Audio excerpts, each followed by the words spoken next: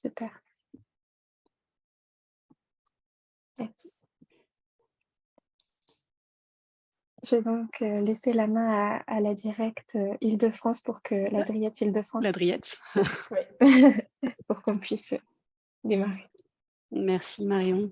Bonjour à tous. Donc, nous sommes heureux aujourd'hui de vous accueillir pour cet atelier qui est consacré à l'accompagnement des personnes présentant des troubles du spectre de l'autisme ou cérébro-lésés. Donc, l'atelier vous est proposé par le Plan régional d'insertion des travailleurs handicapés d'Île-de-France, qui est un dispositif partenarial en faveur de l'insertion professionnelle et de l'emploi des personnes en situation de handicap et qui est piloté par la DRIETS. L'un des axes majeurs donc, de travail du PRITH est la prévention de la désinsertion professionnelle des actifs et dans ce cadre, il anime les travaux de l'instance de coordination du maintien dans l'emploi. Donc, le champ de ces travaux concerne tout salarié en risque de désinsertion professionnelle, qu'il soit en situation de handicap ou non, ce qui couvre l'ensemble des salariés que vous suivez dans les services de santé au travail. Les différents travaux ont été menés donc, sous l'égide de cette instance avec la contribution des différents partenaires concernés. Et parmi ces travaux, la création du guide maintien dans l'emploi qui est régulièrement actualisé et destiné aux professionnels du maintien que vous pouvez retrouver sur le site du PRITH. Je n'entends rien, je suis désolée. Bonjour. Alors, du coup, Oui, est-ce le que... son fonctionne bien de notre côté, oui. On entend Oui. bien. Vous m'entendez? Ouais. Oui. Oui, moi je vous entends très bien. Un problème de micro ponctuel? Pour la personne concernée, n'hésitez pas à écrire dans le chat et puis mon collègue Pierre pourra venir vous répondre sur les modalités techniques si besoin. Donc, alors, juste pour terminer, l'introduction, donc dans la lignée des travaux donc, du PRITH, il a été proposé tout au long de l'année 2023 et de 2022 un cycle d'ateliers d'information à distance qui est dédié au service de santé au travail. Et dans ce cycle, nous vous proposons l'atelier d'aujourd'hui. Alors, vous pourrez retrouver à la fois l'enregistrement et la capsule vidéo qui sera mise en ligne sur le site du PRITH d'Île-de-France. Et je vais laisser la parole pour l'introduction et le contexte de cet atelier à Madame Bernard et Madame Zimmer d'Arim Conseil. Merci beaucoup. Bonjour. Bonjour. Alors, nous sommes prestataires pour l'Île-de-France pour l'AGFI et nous réalisons ce qu'on appelle les prestations d'appui spécifiques. Donc, nous sommes sur des dispositifs d'appui auprès des prescripteurs, donc les services de santé au travail, les opérateurs du service public de l'emploi, le Cap emploi, le Pôle emploi, les missions locales, les employeurs publics qui sont signataires de conventions avec le FIP, les employeurs privés, alors à l'exception des employeurs privés qui ont un accord d'entreprise, mais pour ceux qui ont un accord d'entreprise, nous intervenons également dans des prestations d'accompagnement et d'aide au maintien dans l'emploi. Et bien sûr, au niveau des médecins du travail et des médecins de prévention qui sont bien sûr prescripteurs de ces prestations. Alors, nous intervenons donc sur les prestations qui concernent bien évidemment les troubles cognitifs, et également donc ce qui a trait au handicap mental et au handicap psychique. Donc, nos équipes sont des équipes pluridisciplinaires, composées de médecins psychiatres, de coachs psychologues, qui ont des formations RH, de formateurs, assistants sociaux, ergonomes. Et donc, nous intervenons à la fois sur le champ de l'évaluation et sur le champ de l'accompagnement, que ce soit vers l'emploi ou dans l'emploi, pour trouver des solutions et aider les personnes donc, à s'insérer ou à se maintenir dans l'emploi et effectivement éviter leur désinsertion professionnelle, puisque c'est l'objectif premier. Voilà. Donc, Frédéric, je te laisse parler des prestations peut-être.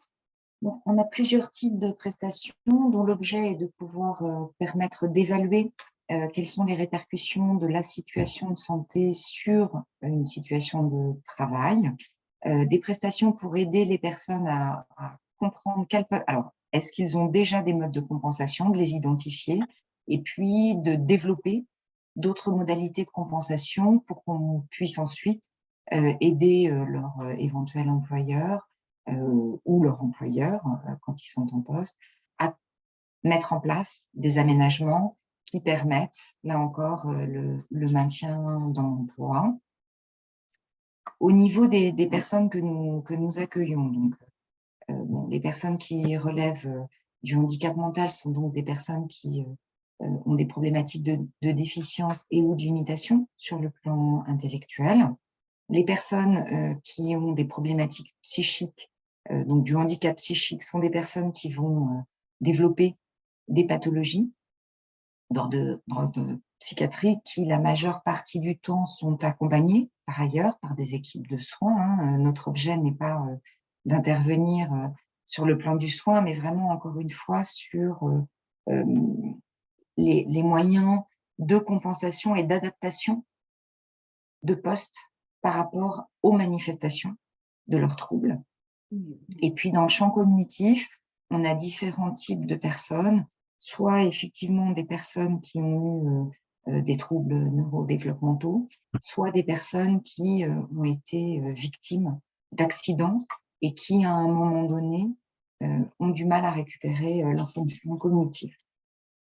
Voilà, pour vous brosser de manière un peu large, puisque les intervenants qui suivent vont pouvoir vous donner des précisions sur ce que sont les troubles autistiques et puis les répercussions également des personnes qui ont des cérébrolésions.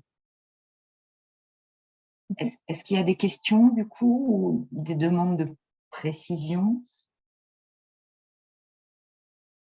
N'hésitez pas tout au long de l'atelier, à la suite de chacune des interventions, nous laisserons un petit temps effectivement d'échange avec vous pour que vous puissiez poser toutes vos questions et éventuellement avoir des précisions sur certains points qui vont être évoqués par les différents participants. Si jamais il y a des questions qui vous viennent a posteriori, n'hésitez pas également à les mettre dans le chat, de sorte à ce que les intervenants puissent aussi vous répondre au fur et à mesure tout au long de cet atelier. S'il n'y a pas de questions, du coup, je vous propose. Oui, allez-y, Madame Bernard, vous alliez ajouter quelque chose? Oui, non, je ne sais pas, est-ce que vous souhaitez qu'on vous détaille un petit peu ce qu'on fait dans les différentes prestations, ou bien Oui, vous pouvez compléter en nous donnant quelques informations peut-être sur ce qui se fait effectivement, notamment dans l'accompagnement des personnes cérébrolésées avec des troubles du spectre autistique. Voilà, donc dans la plupart des cas, on va avoir un premier temps qui va vraiment être un temps où on va faire un diagnostic de la situation, un diagnostic global. Alors bien évidemment, c'est pas faire des évaluations comme pour le numéro, etc. Nous, on va vraiment se centrer sur le projet professionnel, sur le parcours professionnel et évaluer la situation de la personne dans son ensemble par rapport à la question professionnelle. Donc, bien évidemment, on va faire des évaluations avec des tests spécifiques en fonction de la problématique de la personne. Et l'idée, c'est vraiment d'identifier les capacités de la personne à se mobiliser, de pouvoir mettre en évidence l'impact de son handicap sur le projet professionnel envisagé ou sur le poste occupé ou sur la reprise d'activité envisagée. Et ensuite, une fois qu'on a fait ça, donc, on fait un point avec avec l'employeur, avec le médecin du travail quand ils sont en poste, pour restituer les choses et échanger sur ce qu'on peut proposer, ce qu'on peut mettre en place, et les objectifs qu'on peut se fixer avec la personne. Et donc ensuite, nous avons une phase que l'on appelle, nous, plutôt accompagnement ou mise en œuvre des compensations, où là, donc, on va, une fois qu'on aura identifié les compensations, les mettre en œuvre et se donner donc des des délais, enfin voilà, parce qu'on travaille toujours avec des objectifs et des interventions qui sont avec des scansions dans le temps, si vous voulez. On se donne un début, on se donne une fin, et on fait le point à chaque fin d'étape avec l'ensemble des partenaires, prescripteurs et la personne, pour voir l'avancée, pour voir les réajustements qu'il faut mettre en place. Donc, on peut travailler évidemment sur les compensations nécessaires pour la personne, par exemple sur le stress, sur les compétences sociales, sur les aptitudes relationnelles, sur L'organisation au travail. exactement. Nous travaillons aussi auprès des collectifs de travail et des managements, parce que évidemment, quand vous avez un autiste dans une équipe, vous intégrez un autiste, il y a certaines choses qu'il faut savoir, certaines clés à donner par rapport au comportement qu'il faut avoir, par rapport au comportement de la personne qui peut parfois déstabiliser. Tout ça doit être expliqué au démarrage et auprès des équipes et du management. Et également, donc, alors pour les personnes qui sont en recherche d'emploi, on va travailler sur la validation des projets professionnels qui sont identifiés pour voir si effectivement ce projet est compatible et si on peut le mettre en œuvre ou s'il faut le retravailler pour être plus réaliste, parce que voilà, il faut être dans le principe de la réalité de ce qui est possible de faire et de mettre en place. Travailler sur les écarts entre les désirs exprimés et puis la réalité des capacités de la personne au moment donné. Ça ne veut pas dire qu'il ne faut pas y avoir des évolutions, mais il faut travailler par étapes. Et évidemment, tout ce qui va être accompagnement, que ce soit dans la formation ou dans l'emploi, avec un objectif de développement de l'autonomisation des personnes et de leur capacité donc, à se mobiliser dans un objectif et dans la durée. Voilà, et puis pour l'appui à l'intégration en emploi ou en formation, effectivement, donc faciliter cette intégration et donc ce que je disais tout à l'heure, vraiment apporter un soutien et des conseils au collectif, au management et bien sûr à la personne aussi, pour lui permettre donc de s'adapter le mieux possible et de faciliter son inclusion dans l'emploi ou dans la formation. Voilà à peu près le parcours qu'on essaie de mettre en place sur ces situations-là. Avec, Merci. bien évidemment, la possibilité d'intervenir au sein de l'entreprise pour les salariés et ou dans l'organisme de formation pour apporter également un étayage aux équipes et aux managers. Merci beaucoup. Il y avait justement une question suite à votre intervention sur est-ce que la prise en charge que peut faire ARIM peut amener vers une orientation en milieu de travail adapté ou protégé? Alors, ce n'est pas l'objet à proprement dit des prestations, hein, puisque c'est à la MDPH de trancher sur la question de l'orientation professionnelle. Pour autant, les évaluations et les accompagnements qui sont menés peuvent apporter des clés, des éléments d'identification qui vont peut-être faciliter la prise de décision de la MDPH. Hein. Sur les situations de maintien dans l'emploi, il est évident que parfois, il y a certaines situations où le maintien de la personne est extrêmement difficile, en fait, parce qu'il y a des évolutions, parce que voilà, la personne ne s'adapte pas, c'est trop lourd pour l'entreprise. Donc, on essaie de trouver des solutions qui peuvent être effectivement des orientations sur le milieu protégé ou d'autres choses, ou des reclassements externes. Mais en tout cas, l'idée qu'il faut retenir, c'est que, en tout cas, on essaye, voilà, on est là pour essayer d'aider à trouver des solutions qui permettent à la fois à l'entreprise, à la fois à la personne, de trouver une forme de satisfaction et d'équilibre. Voilà, c'est l'objectif. Alors, la plupart du temps, on arrive à ce que la personne puisse rester dans l'emploi, même s'il y a une réorientation interne, etc. Certaines fois, ce n'est pas possible et on essaie vraiment d'accompagner la personne pour éviter qu'il y ait justement une désinsertion professionnelle et qu'on puisse maintenir quelque chose pour permettre à la personne de se réinsérer peut-être dans une autre entreprise ou ailleurs. Une autre question, c'était de savoir comment est-ce qu'on peut vous solliciter. D'accord. Alors, il y a deux façons de faire. Donc, soit le prescripteur est éligible aux prestations d'appui spécifiques financées par la GFIP et la personne concernée également, auquel cas là, il y a une fiche de prescription en fait, qui est à compléter et à adresser donc à nos services par mail, par courrier. Et cette fiche donc, est tout à fait disponible en nous contactant. On vous envoie ce document et à partir de là, on met en place l'action. Si donc, ce n'est pas dans le cadre des prestations d'appui spécifiques, il faut prendre contact avec nous. On voit si ça rentre dans le cadre de ce qu'on peut faire. Et de la même façon, il y a un dossier de prescription à compléter et on amorce une proposition d'intervention. Donc, en fait, dans tous les cas, le mieux, c'est de nous contacter, nous présenter la situation, d'un échange quelques minutes pour voir si c'est bien la bonne chose ou s'il vaut mieux un autre prestataire. Merci beaucoup. Il y a d'autres questions qui sont posées dans le chat, mais comme on va laisser aussi la parole aux autres intervenants, je vous laisse du coup peut-être y répondre directement par écrit si ça vous convient.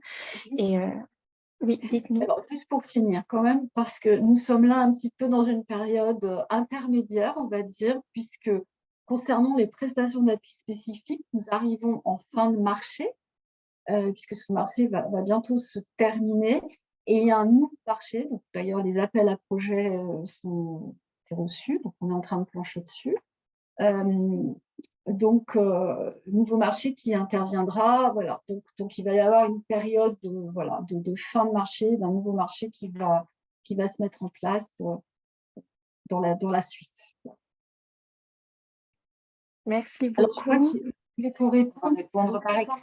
Oui, s'il vous plaît. Répondre par écrit aux questions. Alors, juste, il n'y a plus de questions parce que nous, derrière, on a une autre intervention. Donc, si on va répondre par écrit aux questions. Et en tout cas, on vous remercie beaucoup de nous avoir permis de vous présenter ce matin donc, nos interventions. N'hésitez pas vraiment à nous contacter si vous voulez plus d'infos. Voilà.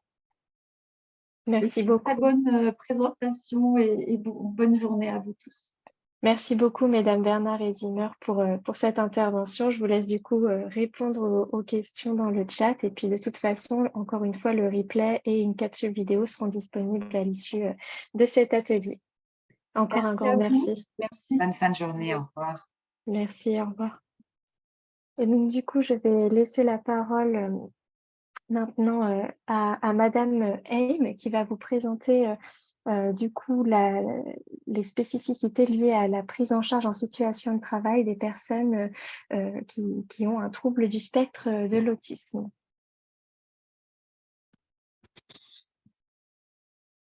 Très bien, bonjour à tous et toutes. Donc, peut-être que pour aborder cette première question, eh bien, on va s'atteler à faire une petite approche de définition de ce qu'est l'autisme. Et pour être assez global, on va essayer donc d'avoir une première vue de ce que n'est pas l'autisme. Donc, il est important de mentionner, de bien avoir à l'esprit que l'autisme n'est pas une maladie, donc ça ne se soigne pas. On verra ce que c'est, mais en tous les cas, ça n'est pas une maladie et ce n'est pas non plus une psychose infantile comme ça a pu être dit par le passé. Aussi, on pense souvent, quand on parle autisme, à sa version masculine, mais l'autisme au féminin est bien une réalité. Il y a bien des autistes au féminin qui existent. De même, l'autisme n'est pas nécessairement associé à un retard mental. Souvent, il peut y avoir un amalgame qui est fait entre les deux. Et donc, il ne faut pas se méprendre. Il peut y avoir des des troubles associés, mais ça n'est pas forcément une obligation. L'autisme, contrairement aux idées reçues, n'empêche pas la communication. Souvent, on dit que l'autiste est dans sa bulle. Souvent, on dit que l'autiste ne sait pas communiquer avec l'extérieur. Eh bien, là aussi, il y a beaucoup de préjugés, car il y a des personnes autistes qui non seulement peuvent communiquer, mais aiment beaucoup communiquer. De même, on peut avoir à l'esprit que l'autisme annihile toutes les émotions. Eh bien non, encore une fois, la personne autiste a des émotions, mais elle ne va pas toujours les exprimer de la même manière. Voilà, mais ça ne veut pas dire qu'elle n'en a pas, bien au contraire. Et enfin, je dirais que l'autisme n'est pas si rare. Quand on regarde les statistiques, on parle de 700 000 personnes autistes en France. Donc, c'est quand même une population qu'il ne faut pas négliger. Et quand on prend de manière plus large les choses et qu'on regarde les troubles du neurodéveloppement, là, on s'aperçoit que ça concerne encore beaucoup plus de personnes. Alors, ceci étant dit, passons à une approche positive. Qu'est-ce que l'autisme par rapport à tout ça? Eh bien, l'autisme fait partie de la grande famille des troubles du neurodéveloppement. Donc, il s'agit d'un trouble neurodéveloppemental et donc vraiment pas une maladie. Le DSM-5 précise donc que l'autisme peut se définir suivant 2 critères, 2 dimensions symptomatiques. La première dimension, donc, c'est les déficits persistants de la communication et des interactions sociales observés dans les contextes variés. Donc, ici est pointé tout ce qui peut toucher aux problématiques d'interaction et donc notamment la compréhension des sous-entendus, des implicites, des codes sociaux, tout ce qui va régir finalement les rapports entre les personnes qui vont paraître assez naturels et normaux pour les personnes dites neurotypiques, donc n'appartenant pas à cette neurodiversité, et beaucoup moins naturels et évidents, donc relevant davantage de l'acquis pour les personnes autistes. Deuxième critère diagnostique, donc dimension symptomatique de l'autisme, ce sont les caractères restreints et répétitifs des comportements, des intérêts ou des activités. Alors, par cette dimension, on va pointer ici parfois un peu la gestuelle que va adopter des personnes autistes qui auront tendance à les rassurer. On pense au flapping, par exemple, qui sont des mouvements un peu répétitifs où la personne va retrouver le moyen de se rassurer et aussi de traiter parfois les surcharges informationnelles environnantes. Donc, voilà le premier élément. Et deuxième élément, tout ce qui relève donc des intérêts, des activités. Eh bien souvent, les personnes autistes vont développer une forme d'expertise, un îlot de compétences sur des sujets bien spécifiques. Et alors, on a tous nos passions, on va pouvoir dire ça concerne tout le monde, mais ce qu'il faut voir, c'est que là, ce qui est pointé, c'est souvent des intérêts alors très particuliers sur des éléments ou des passions sur des objets particuliers. Je vais prendre l'exemple d'une personne autiste qui va connaître toute la littérature du IIIe siècle avant Jésus-Christ, et puis voilà, il va développer une connaissance très très fine de ce temps-là. Donc, ce n'est pas des passions qu'on va retrouver forcément chez tout le monde. Cette définition donc, est associée à un niveau de sévérité que l'on va pouvoir évaluer suivant le besoin d'aide. Voilà, donc c'est le besoin d'aide qui va permettre d'évaluer à quel point l'autisme peut s'avérer sévère ou au contraire moins sévère. Ce qu'il faut voir à travers cette approche, eh bien, c'est qu'on parle de troubles du spectre de l'autisme. Et j'insiste bien sur la notion de spectre qui est extrêmement large. Donc, une personne autiste ne va pas ressembler à une autre personne autiste. Voilà, donc ça, c'était important à bien le spécifier.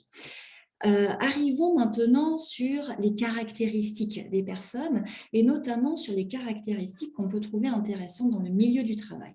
Donc, de manière générale, on peut s'apercevoir que, bien que toute personne ne se ressemble pas, les traits communs apparaissent. Donc, dans les savoir-être, on peut pointer la ponctualité, la persévérance, la sincérité, la loyauté, l'honnêteté de ces personnes. Juste un petit exemple pour vous montrer comment est-ce que ça peut transpirer dans le milieu professionnel. Eh bien, une personne autiste était tellement attachée à toujours arriver à l'heure qu'un beau jour, le réveil avait, comme tout à chacun, sonné un peu trop tard ou il ne l'avait pas entendu. Il arrive un petit peu en retard et qu'est-ce qui se passe? Il a couru tout le long du chemin au point qu'il n'a pas vu le bus arriver. Et le bus l'a renversé et il s'est cassé la jambe. Voilà jusqu'à quel point ça peut aller, cette envie d'être à l'heure au travail. De même, sur des savoir-faire valorisables, eh bien, on peut citer une attention aux détails. Ce sont des personnes qui vont remarquer les moindres détails dans les relectures, par exemple. Je pense notamment à la com, où il faut avoir une attention particulière sur les détails avant que les documents ne soient envoyés à l'impression ou que des communiqués de presse ne soient partis. Eh bien, parfois, et là c'est une histoire vraie, 300 personnes avaient relu un communiqué de presse et n'avait pas vu une erreur manifeste. Au lieu de télémanipulation, c'était écrit TT-manipulation. 300 personnes. La relecture est passée devant une personne autiste et là, elle l'a pointé. Bon, voilà, c'est pour dire une attention aiguë aux détails. Une pensée analytique. Une pensée aussi en arborescence. Donc ça, c'est pour vous pointer comment est-ce qu'une personne appréhende bien, les sujets. Elles vont aller dans le détail, mais aussi comprendre la globalité, dans le sens où la démarche va être un petit peu différente. Une personne neurotypique va appréhender globalement les choses et puis vont aller gratter au fur et à mesure le détail. La démarche de la personne autiste sera tout autre. D'abord, on s'intéresse aux détails et ensuite, il y a la prise de recul pour avoir cette pensée globale. La pensée en arborescence va ajouter un peu cet effet de, comment vous le dire très simplement et en peu de temps, ces parenthèses que l'on ouvre tout le temps. Voilà, vous allez discuter avec elle et on va perdre progressivement le fil parce qu'en fait, des parenthèses vont être tout le temps ouvertes et encore ouvertes et encore ouvertes. Elles seront refermées, mais au fur et à mesure. Donc, c'est une pensée finalement qui est assez, qui peut aller très loin dans la réflexion, mais qu'il va falloir pouvoir canaliser aussi pour pouvoir prendre le sujet dans sa globalité. Une expertise en îlot, ou îlot de compétences, pardon. Donc là, ce sont souvent des personnes plutôt expertes de leur sujet plutôt que des managers, si on fait une comparaison. Alors, bien entendu, des points positifs, mais aussi des points d'attention qu'il va falloir avoir. Donc, naturellement, au vu de la définition exposée, il va y avoir des difficultés dans les interactions sociales. Ces difficultés, donc, comment vont-elles se manifester? Eh bien, par des méthodes de communication qui vont un petit peu surprendre. Je pense notamment à l'honnêteté et le sans filtre, le côté cash que l'on dit souvent des personnes autistes, qui, lorsqu'on n'est pas prévenu, peut bouleverser. Exemple, un collègue arrive avec une nouvelle coupe de cheveux, la personne autiste va dire « Ah ben ça ne me plaît pas ». Bon, voilà, il y a des formes pour le dire, et bien la personne autiste ne va pas forcément avoir les formes pour le dire. Comment aussi décrypter les codes et les conventions sociales? Donc, dans le milieu du travail, il y a beaucoup de jeux d'acteurs, il y a beaucoup de modalités de fonctionnement, et la personne autiste ne va pas comprendre intuitivement ces modalités. Donc, la pause café, les conventions d'heures de déjeuner, de sortie, de séminaires, etc., ce sont autant d'éléments qui vont paraître aux yeux de la personne autiste particulièrement complexe à comprendre. La sphère sensorielle est également un sujet dont on n'a pas parlé dans la définition, mais qui est présent dans chaque personne, chez chaque personne autiste.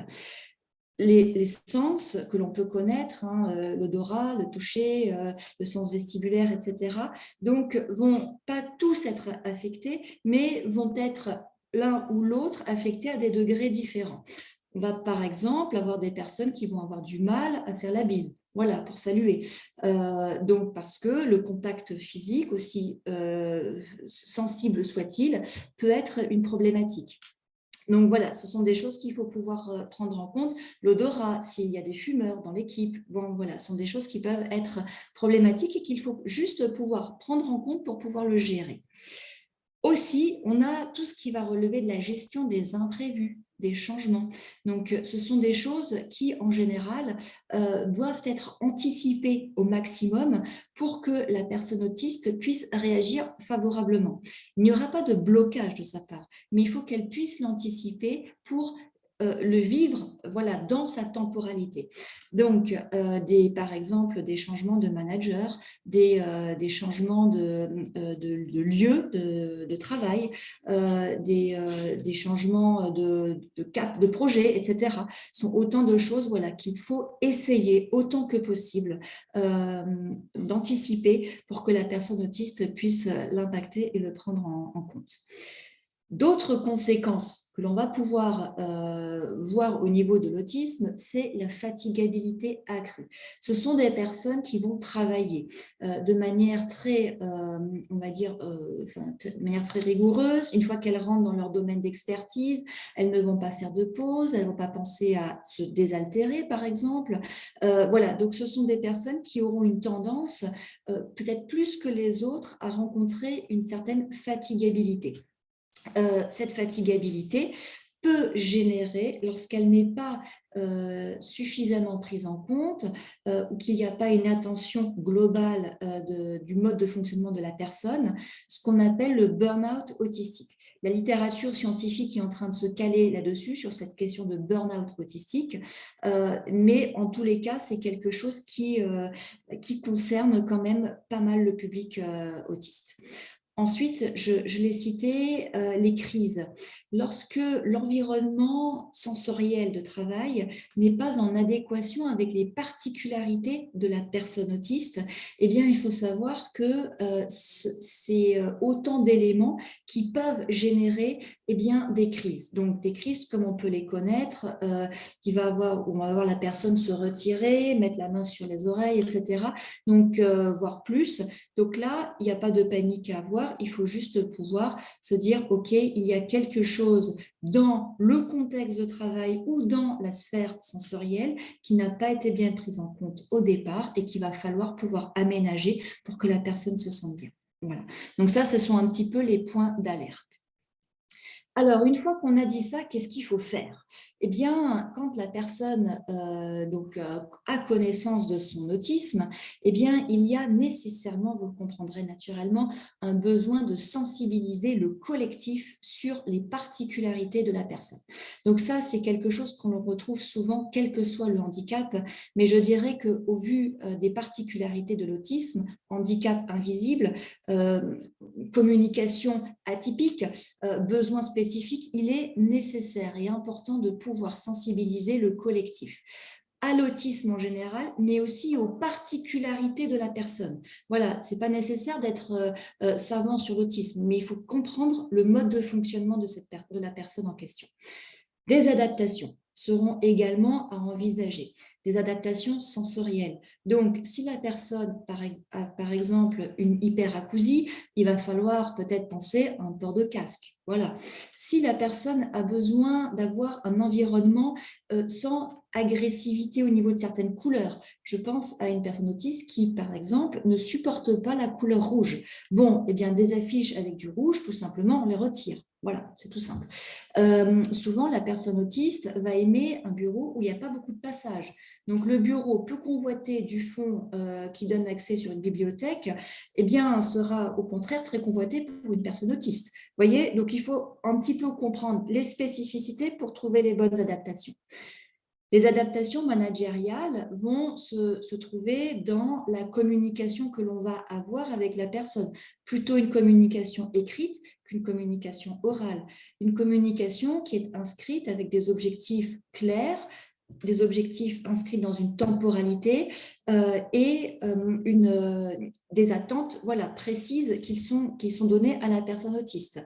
Donc ça, ce sont des choses voilà, qu'on va veiller, sur lesquelles on va veiller. De même, on va anticiper les changements, les interruptions abruptes de projet. Donc voilà, dans le management au quotidien avec cette personne, ce sont des points d'attention. Si vous voulez la féliciter, un poste de manager ne sera pas forcément opportun, plutôt une position d'expert à lui proposer, qui sera pour la personne autiste. Bien entendu, ce sont des généralités, mais il va falloir comprendre le fonctionnement précis de cette personne pour pouvoir adapter son management. Une communication adaptée, donc je ne reviens pas, surtout quelque chose de visuel et d'écrit. C'est vraiment la base, souvent chez les personnes autistes, qui permettent donc de faire en sorte qu'elles savent sur quoi elles sont évaluées, les attentes et qu'est-ce qu'elles doivent faire. Un accompagnement aussi devra être imaginé. Donc, souvent, on pense à l'accompagnement externe via du job coaching, le dispositif emploi accompagné. Oui, c'est vrai, ça peut être important, ça peut être nécessaire, mais ce n'est pas toujours le cas. Encore une fois, il faut partir des besoins de la personne et voir avec elle où sont ses besoins pour pouvoir mettre en place la bonne adaptation et le bon accompagnement.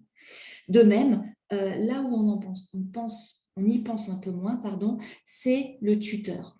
Une personne ressource au sein de l'entreprise, de l'organisation, qui va pouvoir dire à la personne quels sont un petit peu les éléments clés de la culture de l'organisation. Voici les heures habituelles de pause déjeuner, voici comment est-ce que l'équipe fonctionne, voici les temps habituels de réunion, telle personne a une attention particulière sur telle et telle chose. Bon, voilà, faire du décryptage, rendre visible l'invisible. Donc, c'est un élément qui est important et qui contribue aussi, même si ça demande un effort, à pacifier les organisations, à éclairer, à apporter de l'écrit à des choses beaucoup trop orales. Et donc, c'est souvent un élément qui va permettre de désamorcer des situations qui peuvent être un peu difficiles. Donc, capitalisons sur peut-être la contrainte pour en faire un point positif. Il se peut, à l'inverse, que la personne n'ait pas connaissance de son autisme et donc va exprimer une situation de souffrance. C'est alors important pour les professionnels de santé de comprendre ce qui est à l'origine de la souffrance et, le cas échéant, de l'orienter vers un diagnostic pour obtenir, le cas échéant, une RQTH et donc avoir les adaptations nécessaires.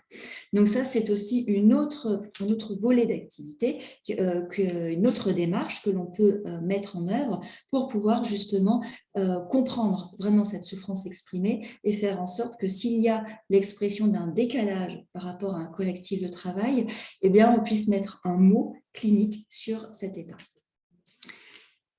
Merci beaucoup, Madame Hay. C'est un petit peu rapide, voilà, parce qu'il y a beaucoup de choses à dire, mais s'il y a des questions, je serais ravie de pouvoir y répondre. Oui. Merci beaucoup, en tout cas, pour cette intervention et qui sera complétée par ailleurs, puisqu'ensuite, on aura le docteur Oisen qui nous présentera en plus un cas d'accompagnement. Donc, ça permettra de voir tous les éléments que vous nous avez énoncés et comment ça se traduit aussi dans le cadre d'un accompagnement. Si vous avez des questions, n'hésitez pas à les poser dans le chat. Pour l'instant, je vois qu'il n'y en a pas encore eu, mais n'hésitez pas au fur et à mesure à les noter pour que Madame M puisse y répondre. Encore un grand merci, Madame Hay. Et du coup, je vais maintenant passer la parole au docteur Sarawi, docteur sans E, excusez-moi, et à Madame Virginie Fouet qui vont nous présenter cette fois les spécificités de l'accompagnement en situation de travail d'une personne cérébro-lésée et le service COMET. Merci beaucoup.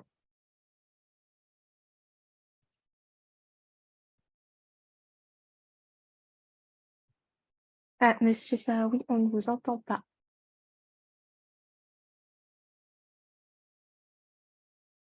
C'est votre micro qui est désactivé.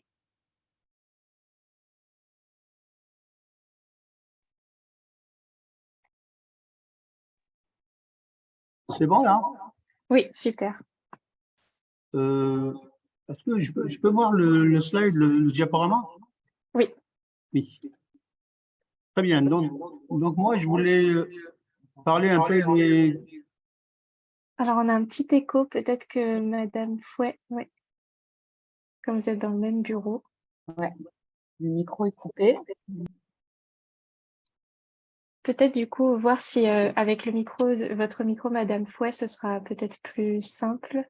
Alors, allez-y, docteur, parce que normalement, j'ai coupé le micro de Madame Fouet, donc normalement, ça devrait bien fonctionner. Allez-y. Très bien, je vais parler… Il y a encore un Là, petit c'est peu bon? d'écho. Ouais. Oula, il y a un effet Larsen. Moi, je ferme ici. On se met Oui, sur l'écran. ça sera peut-être effectivement le plus simple, oui. Oui, je Je vais sais fermer. Et on peut voir le diaporama, c'est possible? Vous ne le voyez pas parce qu'il est déjà mis à l'écran. Est-ce que vous le voyez? Oui, c'est bon. C'est Et le parfait. son est parfait là. Parfait. Super.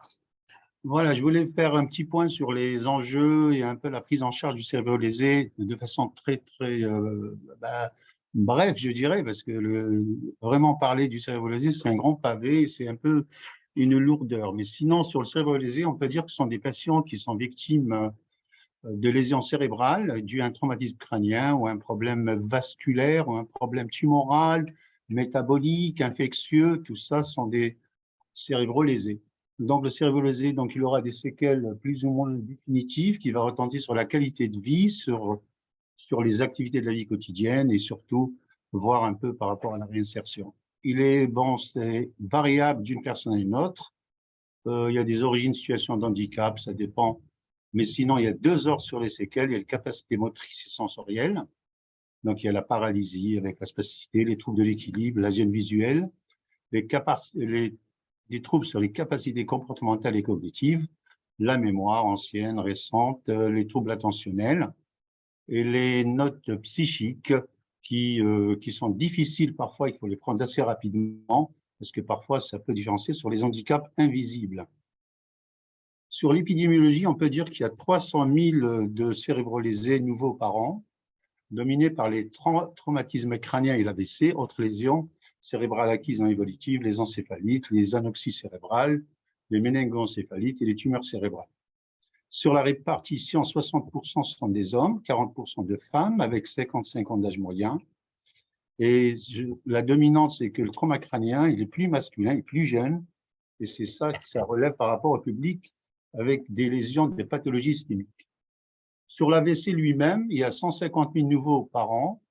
Première cause d'handicap moteur de l'adulte, deuxième cause de démence, troisième cause de mortalité.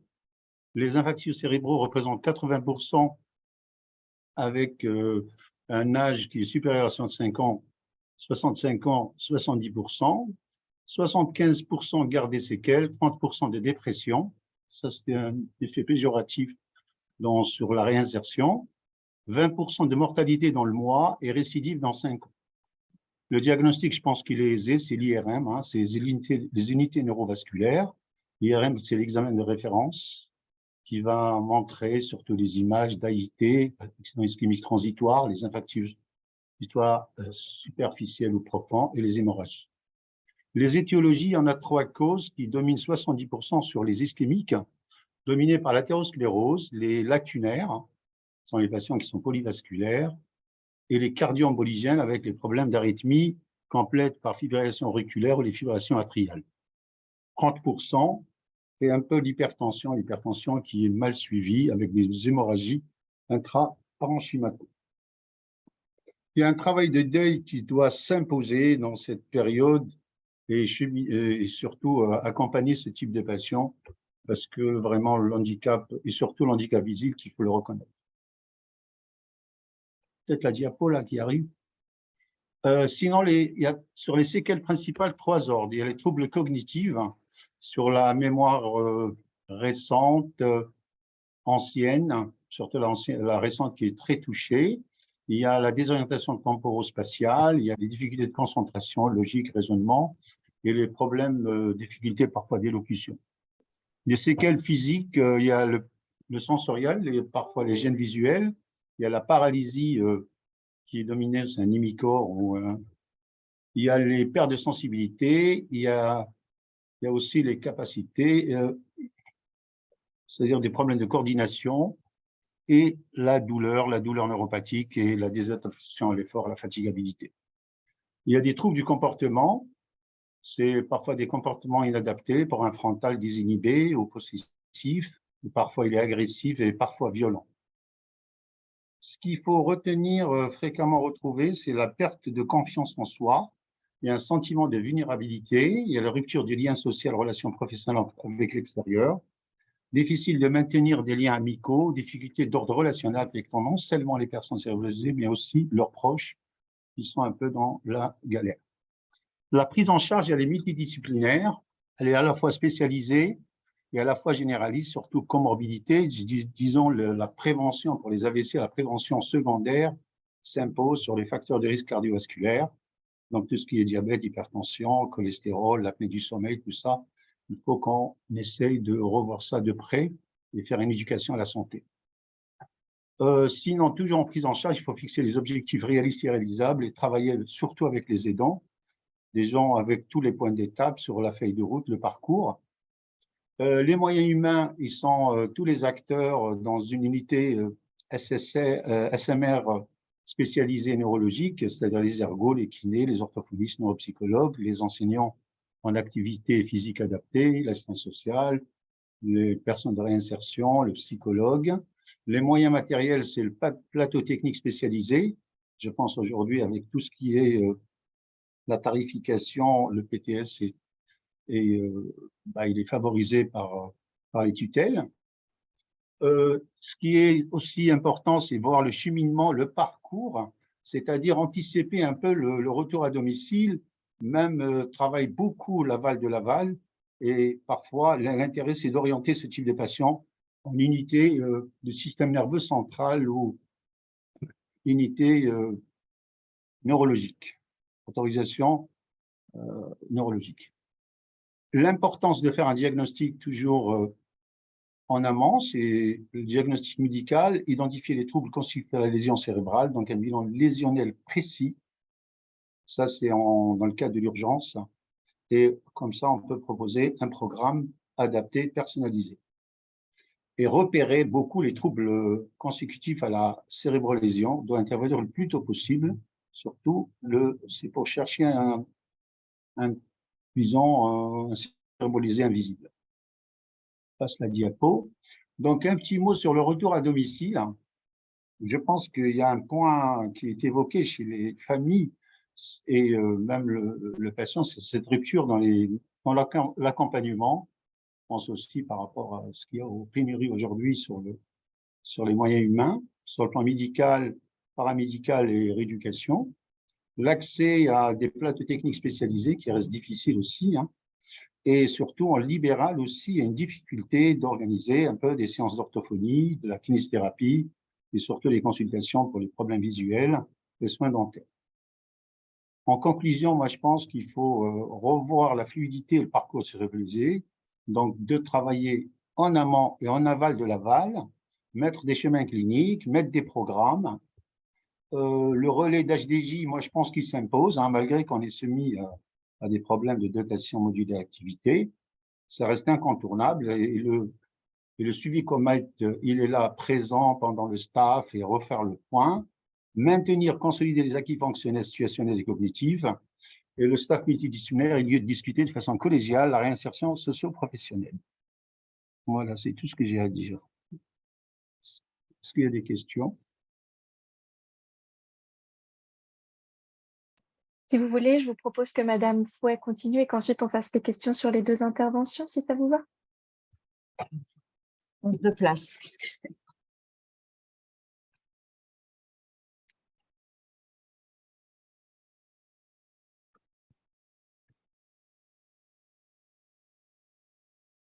C'est bon, je peux commencer? Oui, allez-y. Très bien. Merci. Donc, bonjour, moi je suis Virginie Fouet, je suis chargée d'insertion à l'association COMET. L'association COMET est un service qui se trouve au sein des centres de rééducation et de réadaptation et dont la dimension professionnelle est intégrée au projet de soins, c'est-à-dire que le projet professionnel est initié dès le départ de l'hospitalisation, que ce soit en hospitalisation complète ou en hôpital de jour. Par contre, nous avons la possibilité d'accompagner les personnes une année après la sortie du centre, puisque voilà, il va falloir tenir compte notamment de la temporalité. Je reviendrai par la suite. Quand on parle en fait, l'association Comet utilise une méthodologie qui s'appelle la démarche précoce d'insertion. Quand on parle de démarche précoce, c'est vraiment d'enclencher une dynamique avec les personnes, de pouvoir commencer avec elles à réfléchir sur la réinsertion professionnelle, mais ce n'est pas forcément la précocité dans la mise en œuvre de la reprise d'emploi, par exemple. On va travailler par étapes. Une première phase où on accueille la personne, où on fait une évaluation globale de sa situation, c'est-à-dire que on va recueillir et évaluer la situation familiale, la situation de droit, de revenus, la situation de mobilité. On verra que ça peut être important dans la prise en charge et ça peut être un frein. Ensuite, on va, avec elle, co-construire le projet. Est-ce que c'est la reprise de son poste? Est-ce que c'est une transition professionnelle? Donc, on va accompagner sur ce projet-là. Et puis, on pourra accompagner par la suite sur de la mise en œuvre de ce plan d'action. Tout va dépendre du projet, puisque entre-temps aussi, on peut faire des relais sur les partenaires extérieurs en fonction de la situation et des projets. Ça repose le fait qu'on soit en centre de rééducation, de réadaptation. Ça nous permet de nous appuyer sur les équipes pluriprofessionnelles. Voilà. Ensuite, je voulais parler des choses de la temporalité. Quand je disais tout à l'heure, voilà, bah ça, je pense que je l'ai dit. Voilà. Donc, on doit tenir compte de la temporalité. Il y a des temps de rééducation, de réadaptation, de soins qui sont longs. Il y a souvent une priorité qui est mise pour les personnes à la réadaptation dans leur vie quotidienne. Et puis, on doit prendre en compte le vécu psychologique. La personne ne doit pas se sentir contrainte d'investir la sphère professionnelle si là, elle n'y est pas prête. Nous, on rencontre les personnes, notamment, par exemple, dans le cadre des personnes qui ont eu un AVC. Ça peut être à 3 mois, à 6 mois. Finalement, ça reste encore assez tôt dans leur parcours. Donc, c'est pour ça aussi qu'on se laisse le temps.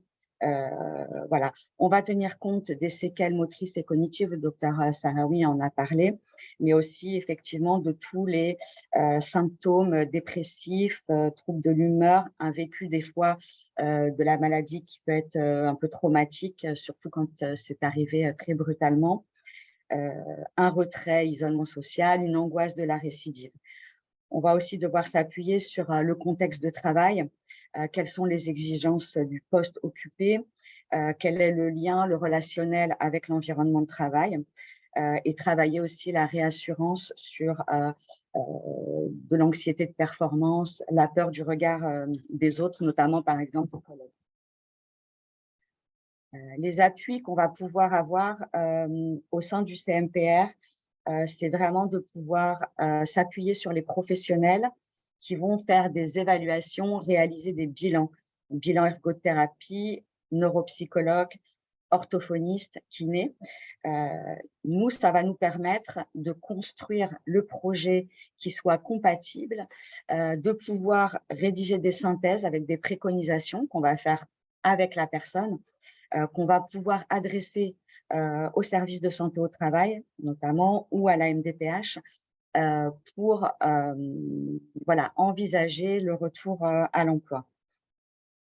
On fait des mises en situation professionnelle ou vie quotidienne. C'est vraiment des mises en situation qui permettent à la personne de tester ses capacités, de voir là où il y a des difficultés. Nous, parfois, on les utilise, par exemple, avant la mise en place d'un essai encadré. voilà, pour évaluer si au niveau de la temporalité, on n'est pas trop tôt, on n'est pas trop… on fait les évaluations conduites parce que dans la reprise professionnelle, dans cette globalité-là, il y a la question de la mobilité. Donc, les personnes qui ont des troubles cérébro-lésés doivent faire des démarches auprès de la préfecture pour régulariser leur permis. Donc, on les informe de ces démarches et on fait aussi des simulations en route, sur simulateur et sur route. On a la possibilité de renouveler un séjour en hôpital de jour avec un laps de temps quand même entre 2 séjours sur admission, sur un dossier d'admission qui peut être envoyé par un médecin et qui permet parfois justement de réévaluer. Au-delà des dispositifs droits qu'on va pouvoir utiliser, nous, on va vraiment s'appuyer sur les mises en situation dans la construction du projet. On va pouvoir faire des relais aussi sur le secteur associatif. Je pense aux groupes d'entraide mutuelle qui sont des associations un peu de pair et danse où c'est vraiment des activités de loisirs. Parfois, le temps de la reprise n'est pas immédiat ou est différé, mais le fait de pouvoir sortir de l'isolement, d'être accompagné aussi et soutenu par des associations, soit les GEM, soit des associations de patients. Au niveau de la MDPH, voilà, nous, on travaille beaucoup sur les droits et les orientations professionnelles, tout ce qui est RQTH, les cartes mobilité inclusion, la PCH transport. On travaille aussi avec les centres de réadaptation professionnelle qui font de la préorientation, qui font des remises à niveau, des parcours français langue étrangère, voilà, qui peuvent être intéressants de mettre en place pendant un arrêt de travail pour peut-être préparer autre chose à la suite. On fait des orientations. Les ESRP ont aussi un accompagnement médico-social, donc psychomédico-social, donc c'est assez important et ça peut être adapté. On fait des orientations sur les UROS et également sur tout ce qui est les services et services médico-sociaux de type SAMSA, SAVS, qui accompagnent aussi au projet de vie au domicile les personnes. Et y compris aussi dans l'accompagnement sur du plus long terme dans les projets professionnels. Si j'ai encore 2-3 minutes, je voulais illustrer un petit peu la situation, le travail qu'on peut mettre en place au travers d'une situation. Allez-y, allez-y. Oui, donc voilà, je vais essayer d'être brève sur cette situation. Donc, je vous présente la situation de monsieur L qui a 44 ans. Il a eu un AVC hémorragique il y a 18 mois, au moment où il vient faire son séjour en hôpital de jour. Il est admis en hôpital de jour 3 fois par semaine pour un séjour de 8 semaines. Il est et c'est son 2e séjour en hôpital de jour. Il est en arrêt de travail. Un dossier MDPH a déjà été constitué et les droits accordés sont une reconnaissance à 80%, allocation adulte handicapé, prestation de compensation du handicap et orientation UROS. Dans la situation un peu globale, on a le soutien et l'implication de son épouse dans les projets. Au niveau de ses séquelles, suite donc à cet AVC, il a plutôt bien récupéré sur le plan moteur. Il marche avec une légère boiterie. Il a un déficit musculaire sur la main gauche. Par contre, il y a des séquelles cognitives. Il y a notamment des troubles neurovisuels. Donc, il a une amputation de son champ visuel qui va être une contre-indication à la reprise de la conduite. Il a des troubles attentionnels, en attention soutenue, en double tâche, une fatigabilité importante, un syndrome dépressif et une difficulté à gérer ses émotions. Ce monsieur est technicien en géoréférencement du patrimoine. Il travaille en partie sur le terrain, en partie administratif. Le projet, à ce moment-là, c'est de reprendre le travail sur un poste adapté et aménagé, en temps partiel, sur la partie administrative uniquement et si possible en télétravail. La construction du projet, il y avait ces 2 pistes en parallèle, réaliser un essai encadré, réaliser le stage en UROS.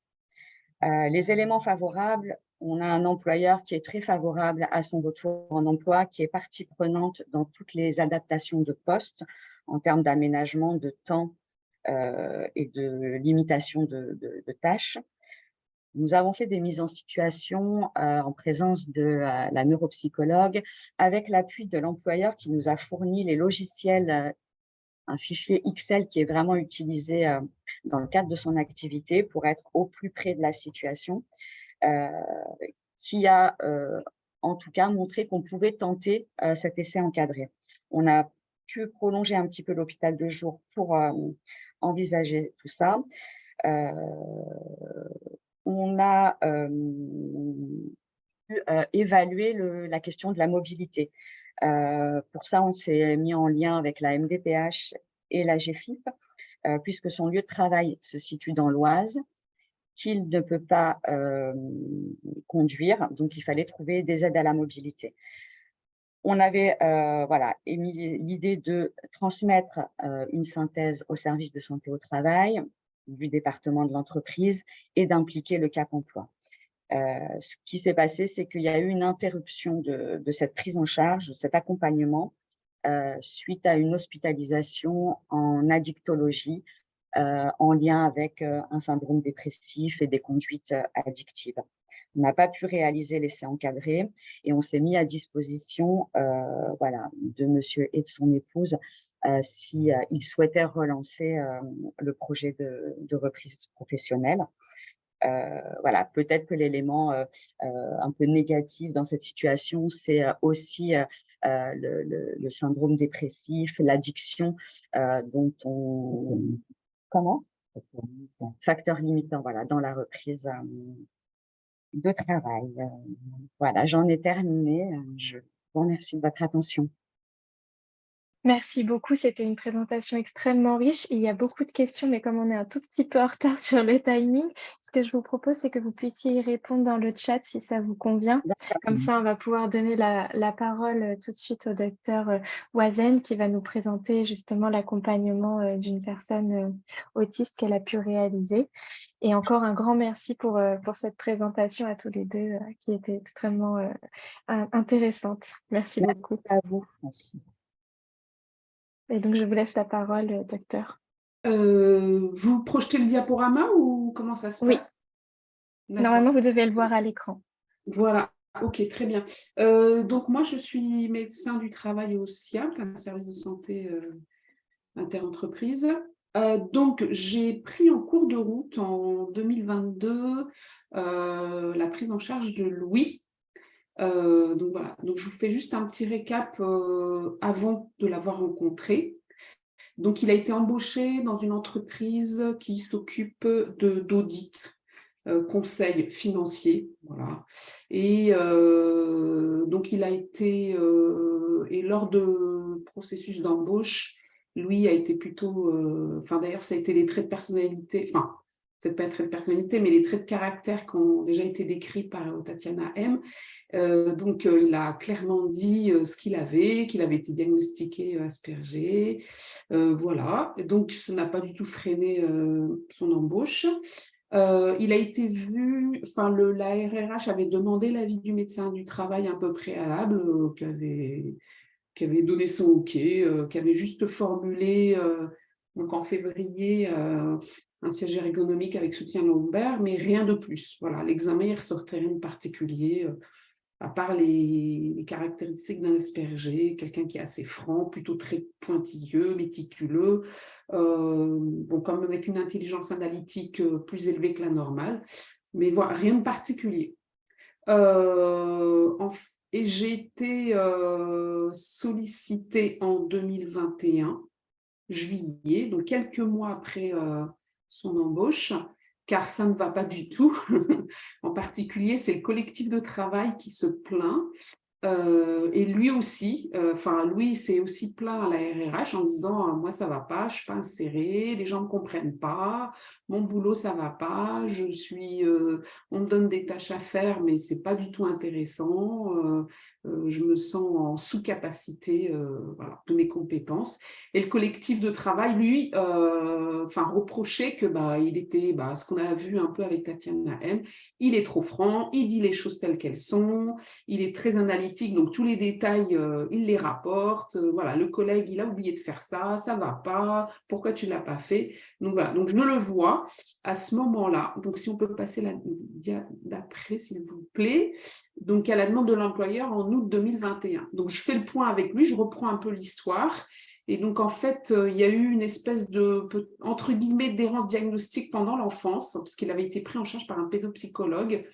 Il avait été pris en charge par un institut un institut spécialisé, et il avait été en partie à l'école. Mais ce qu'il me raconte, c'est un peu flou. Il n'avait pas l'air d'être très à l'aise avec cette période. Il s'est senti pas vraiment forcément bien accompagné.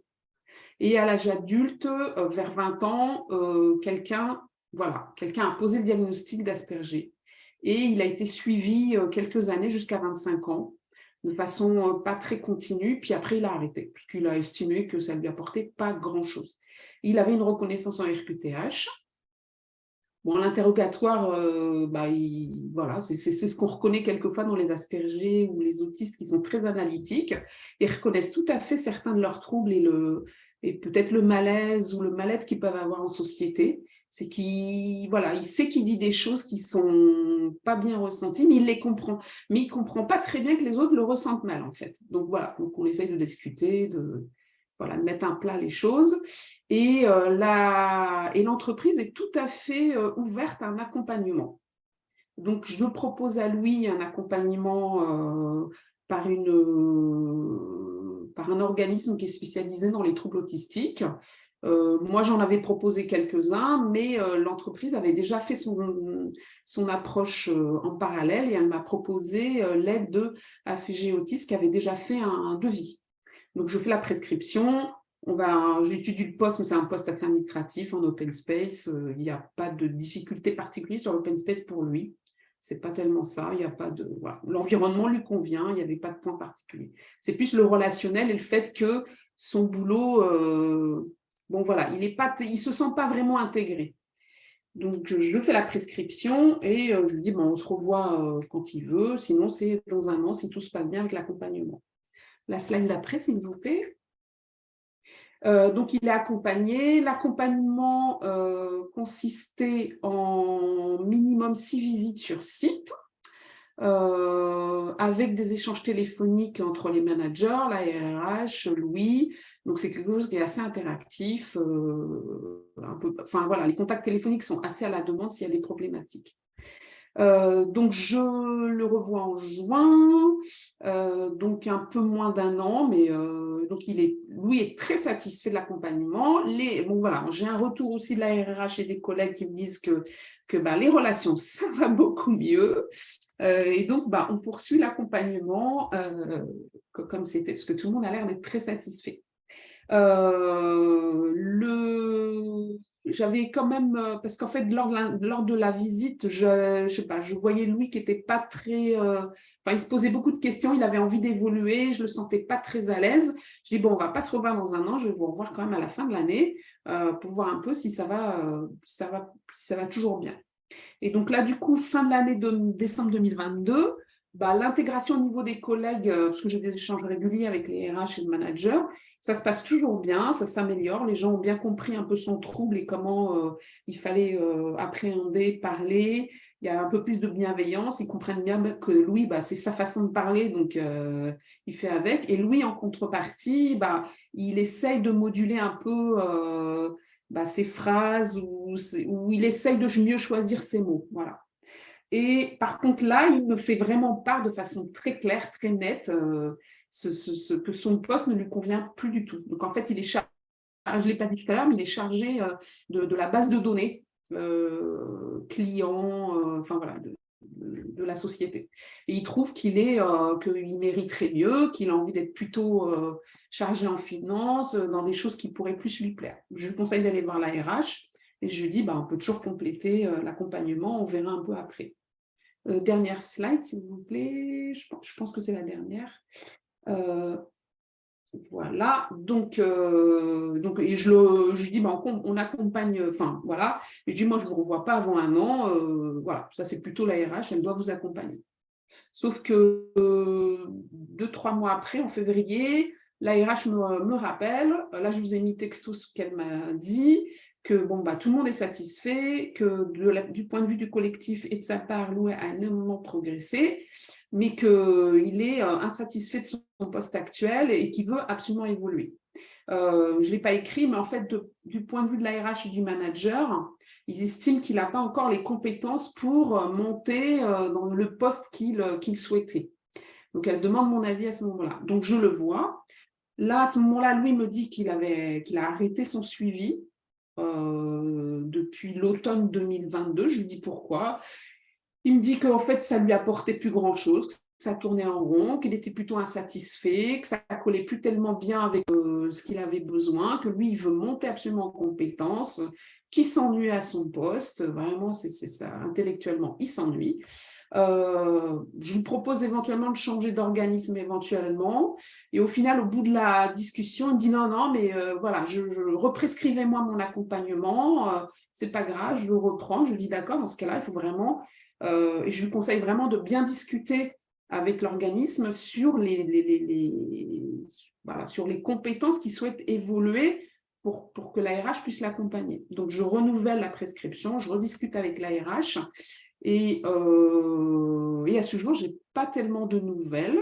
Donc, moi j'estime que quand il n'y a pas de nouvelles, c'est que ça passe plutôt bien, surtout dans le cas de Louis. Et voilà, j'ai prévu de le revoir dans un an ou avant, ou la RH ou le manager ou Louis souhaitait me voir. Voilà, j'en ai fini. Donc, je n'ai pas fait trop de... Comment dire, mon but n'était pas... Enfin, en tout cas, ce n'est pas ce qu'on m'a demandé de faire un encart sur l'asperger. Peut-être que Tatiana Aimé veut peut-être dire un mot là-dessus. Voilà. Après, si vous avez des questions, n'hésitez pas. Il y avait effectivement une question dans le chat d'une personne qui demandait comment est-ce que vous conseillez de sensibiliser les médecins du travail justement aux troubles du spectre autistique. Voilà, comment... Alors, moi, ce que je pense, je pense que déjà, enfin, ça marche un peu dans tous les domaines. Ce qu'on ne connaît pas bien, on a peut-être du mal à l'appréhender. Et ce qu'on ne connaît pas bien, forcément, on ne connaît pas les outils qu'on peut utiliser. Et donc, forcément, en tant que médecin du travail, on peut être souvent la première personne en souffrance d'accompagnement de ces gens. Après, c'est se former, c'est se mettre en relation avec des associations du spectre autistique, se mettre en relation avec des psychiatres, des neuropsychiatres, des psychologues qui ont l'habitude de prendre en charge ces personnes. Après, c'est vrai que je trouve que tout ce qui est spectre autistique, comme l'a dit Tatiana Aimé, il y a beaucoup de préjugés, d'a priori. On a souvent tendance à coller des étiquettes et voilà. Enfin, je pense que nous, en tant que médecins, on a la plupart du... Enfin, j'aime me rassurer, on est plutôt formé au mode plutôt analytique, observationnel. Donc, c'est qu'on va un peu voir chaque personne comment elle est et comment on peut l'aider. Voilà, mais bon, j'apprends peut-être pas grand-chose à mes collègues. Merci beaucoup pour cette réponse. Peut-être que justement, ça va être l'occasion pour moi de faire une transition puisqu'on a Madame Montgermont du réseau H qui va du coup nous faire aussi une présentation sur la manière dont eux, ils peuvent appuyer l'accompagnement à des personnes qui ont un trouble du spectre de l'autisme. Et du coup, peut-être que ça permettra aussi d'aller un peu plus loin. En tout cas, je vous remercie pour votre intervention. Juste une petite remarque, parce que là, dans l'accompagnement donc des personnalités autistiques, même cérébrolésées, moi, je dirais que ce n'est pas tellement le médecin du travail qui a à convaincre. Ni les associatifs, ni les gens qui sont autour de cette table qui sont convaincus que c'est des personnes qui n'ont que des choses positives à apporter à la société. Moi, je dirais surtout, c'est l'entreprise et les managers de proximité à sensibiliser surtout. Car souvent, il y a une enfin voilà, on a parlé des a priori et des préjugés, mais je pense que les a priori et les préjugés sont très forts dans l'entreprise et les managers. Donc là, moi, pour lui, j'ai eu la grande chance d'avoir quand même un collectif de travail et une RH très ouverte et bienveillante à l'accompagnement.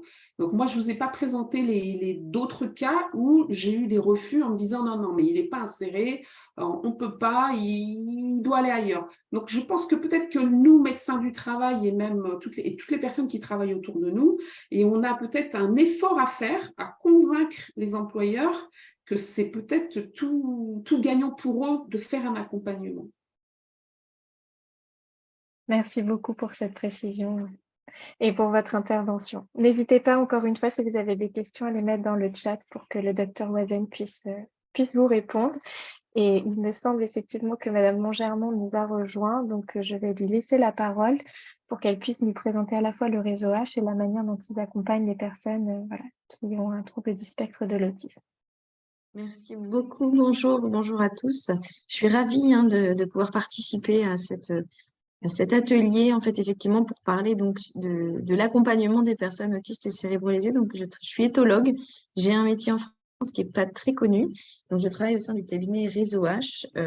Notre mission, en fait, de base, c'est vraiment l'accompagnement de l'humain dans l'entreprise, que ce soit par le biais de formation, de sensibilisation. C'est toujours de valoriser et de faire comprendre à tous les difficultés que rencontrent les uns et les autres en fonction des différentes typologies de handicap. Nous sommes spécialisés notamment dans l'accompagnement des personnes qui sont atteintes d'un TSA, parce que d'un trouble du spectre autistique, tout simplement parce que ce qui s'est passé, c'est que dans l'histoire, on a eu beaucoup de situations très complexes. En fait, donc on est souvent appelé un peu en pompier, on ne sait pas quoi faire, on arrive à la situation, plus personne parle à plus personne. Enfin voilà, donc, dans des grosses difficultés relationnelles et interactionnelles, on a été beaucoup sollicité depuis une dizaine d'années. Et donc, en fait, on a mis en place, on a construit avec l'appui de nos médecins du travail, avec l'appui de nos RH, en fait, on a construit une méthodologie qui permet du travail pluridisciplinaire. Et c'est par rapport à ça, en fait, que voilà, on est beaucoup appelé pour réussir. Alors, à comprendre, effectivement, et je ne reviendrai pas dessus parce que c'est super. Aujourd'hui, vous avez beaucoup parlé d'expliquer qu'est-ce que c'est qu'un TSA et comment ça se manifeste, en fait, dans l'entreprise.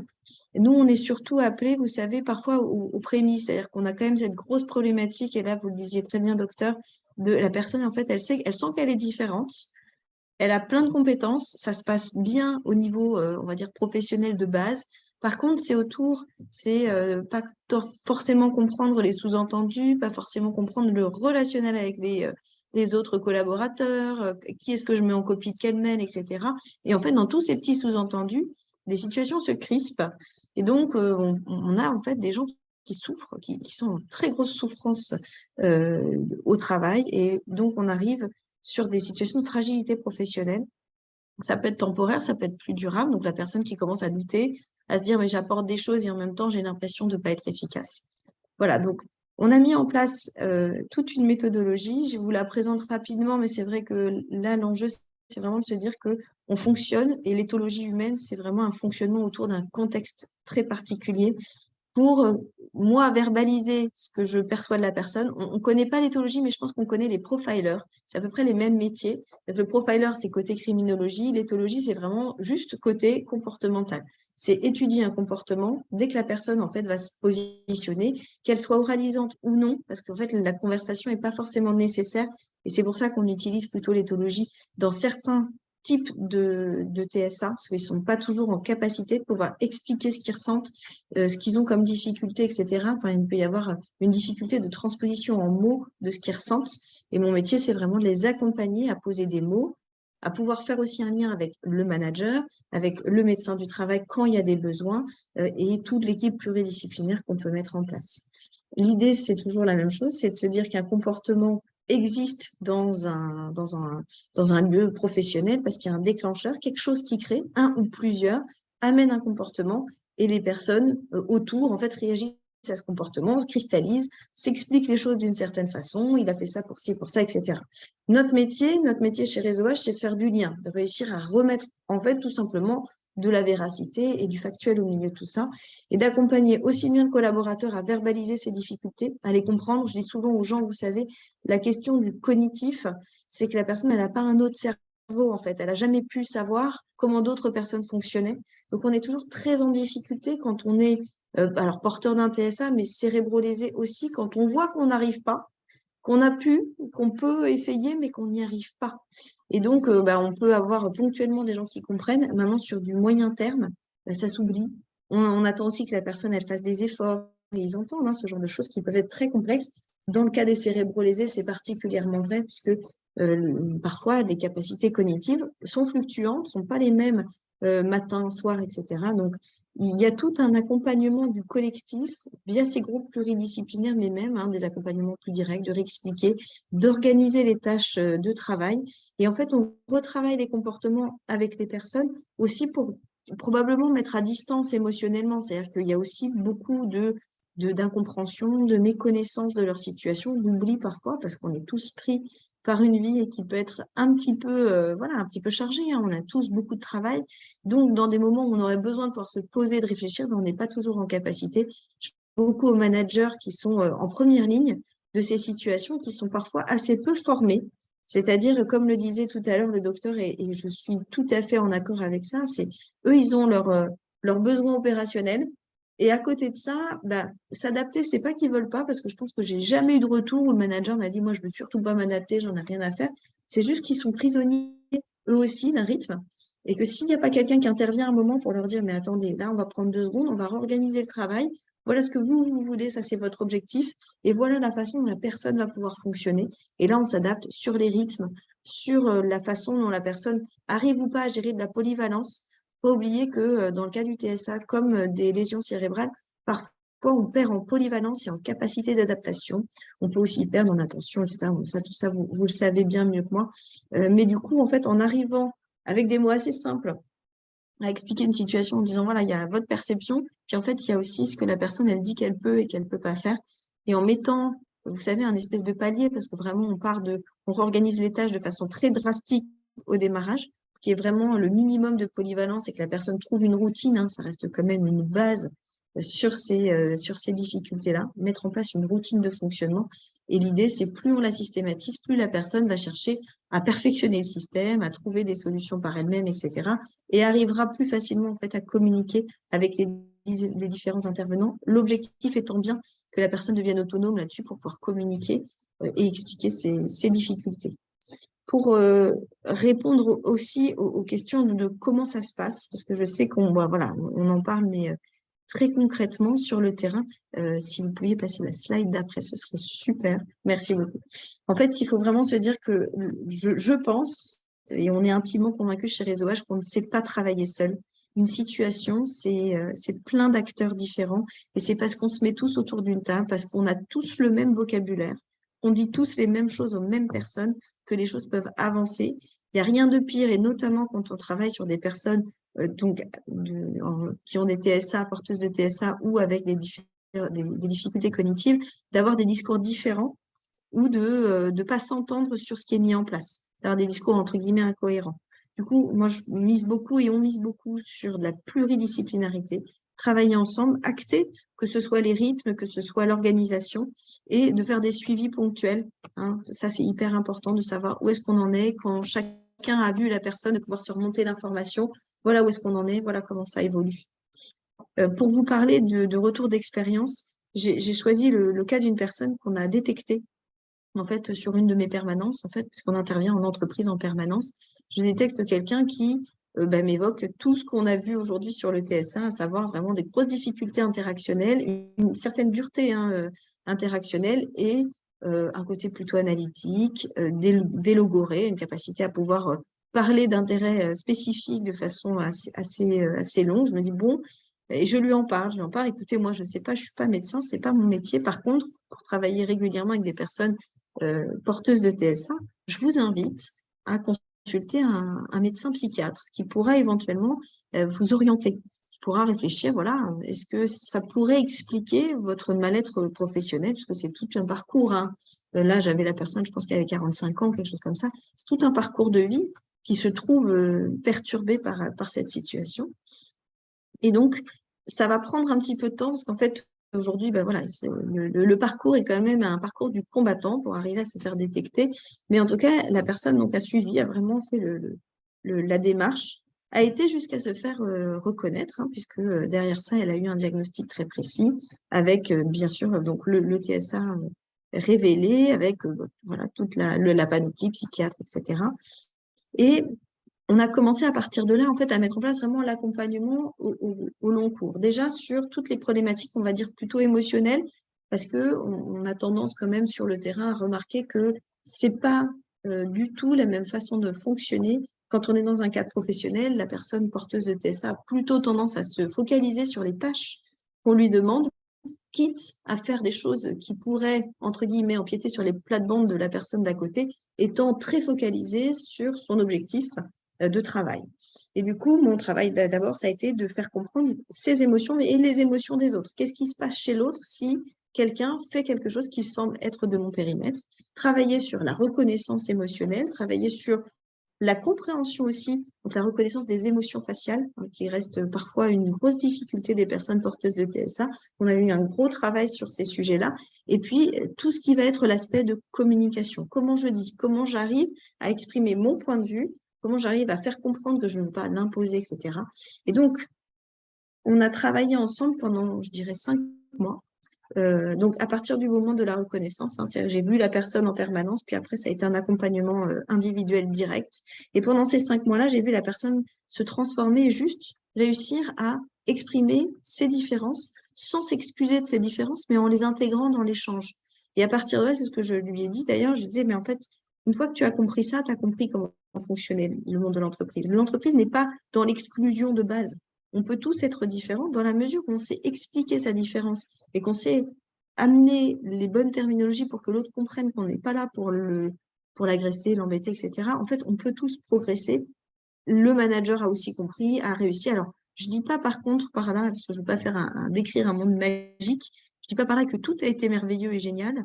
C'est juste qu'en fait, à partir de là, la communication, elle a été rétablie et elle a été rétablie sur des bases saines. On s'est dit les choses, tout le monde était partie prenante et ça, c'est vraiment très important et je ne cache pas que quand on a l'appui des médecins, des RH, des assistantes sociales, que tout le monde commence à se dire on parle de la même chose, on dit les mêmes choses à la personne, c'est une aide extrêmement précieuse pour nous, personnel de terrain, qui voilà, aussi voyons les gens dans des contextes particuliers et parfois avec beaucoup de questionnements, de pouvoir s'appuyer toujours sur les médecins, sur d'autres. En fait, pour nous, c'est très utile parce qu'on a juste à retraduire ce qui a été réfléchi, le pourquoi ça a été réfléchi, et ça évite et limite beaucoup les biais de compréhension.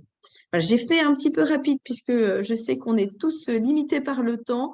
Bien entendu, si vous avez des questions à me poser, n'hésitez pas et je répondrai soit par le chat ou soit par mail, hein, comme vous voulez. Merci beaucoup, Madame Mongermont. Effectivement, le temps est très contraint. Du coup, si ça vous dérange pas, je vais passer directement à la présentation suivante, mais j'invite encore une fois les personnes à vous écrire via le chat pour pouvoir creuser les différents points que vous avez évoqués. Et encore merci à vous pour cette intervention. Merci. Merci beaucoup.